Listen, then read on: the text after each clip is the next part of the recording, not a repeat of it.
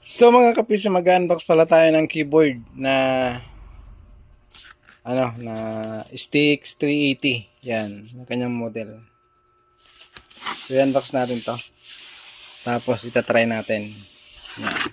So ngayon lang ako makakapagbukas nito na bagong keyboard ni Nplay STX 380. So yan, unbox na natin.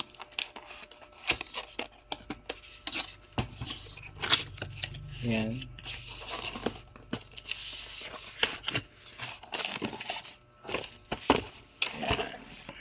Uy, ganda.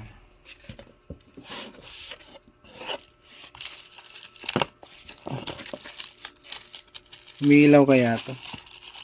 Ganda pala guys nito. Yan. So, ito yung kanyang ito yung kanyang mouse. Yan. Ito maganda, may maganda nga. USB. Yan. Yan. So itatry natin.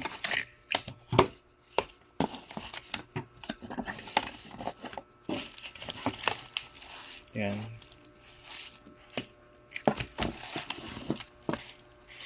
So ito na nga guys, yan. Yan yung kanyang quality. Oh.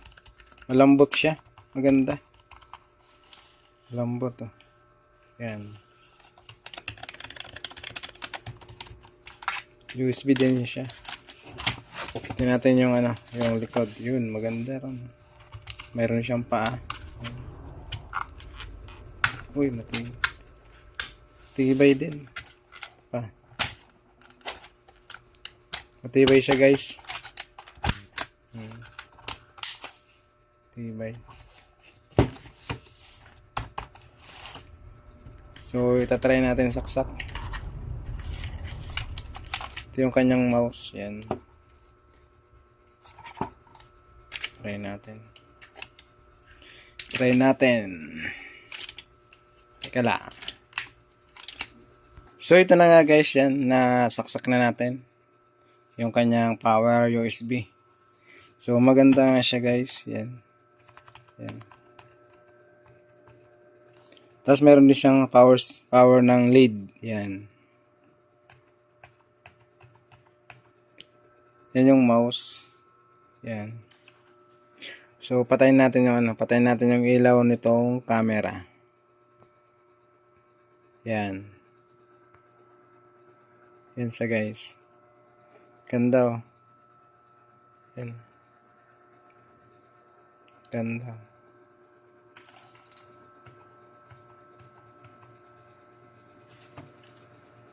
Solid. Ganda nung kanyang forma nung mga color ng knob. Tapos ito naman yung mouse, yan. Ganda rin. Yan. Ayos na ayos.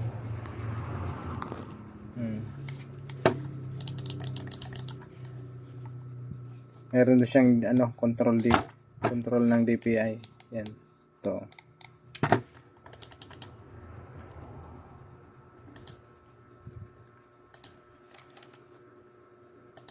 Bilis niya sa bilis niya.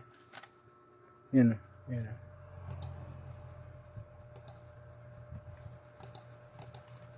Parang siya, para siyang yung E4TIC. Para siyang E4TIC quality, yung original na E4TIC. Yan. Ayos, ganda.